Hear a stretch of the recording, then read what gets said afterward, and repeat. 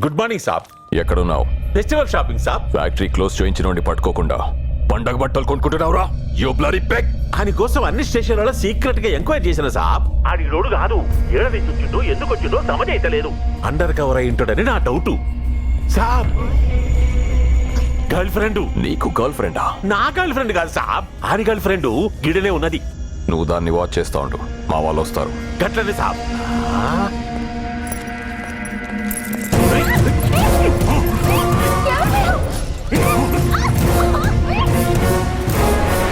అమ్మయ్యా, ఒక్క హెడేక్ తప్పింది.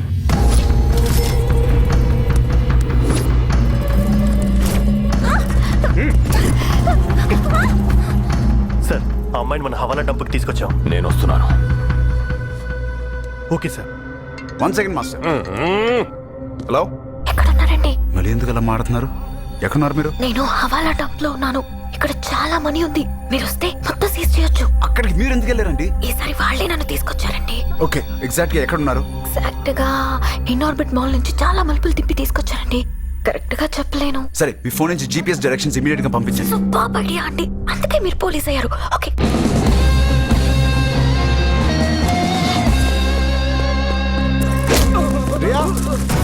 రియా గారు, రియా గారు.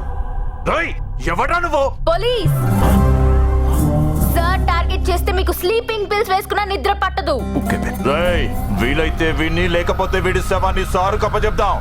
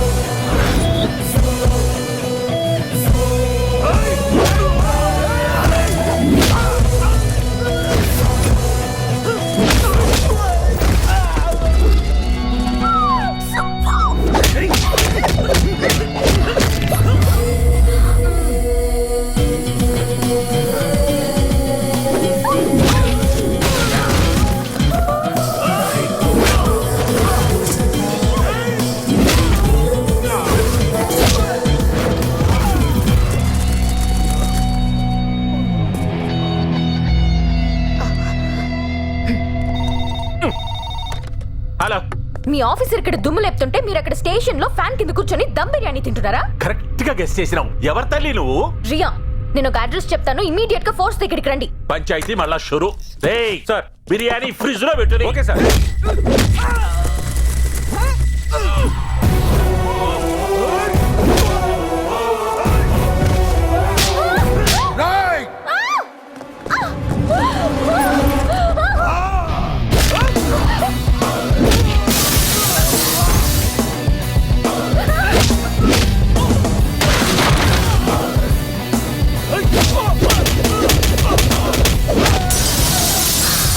మొత్తం మీడియా పోలీసులు అక్కడికి వస్తున్నారు. ఇమీడియట్ గా పోలీసుని అక్కడి నుంచి షిఫ్ట్ చేయండి. ఎవ్వరు దొరకకూడదు. Okay sir.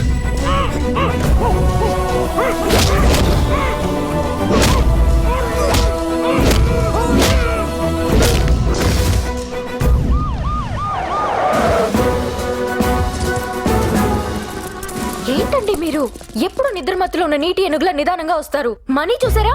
Mind blowing. Sir ఎడనమ్మా? అక్కడ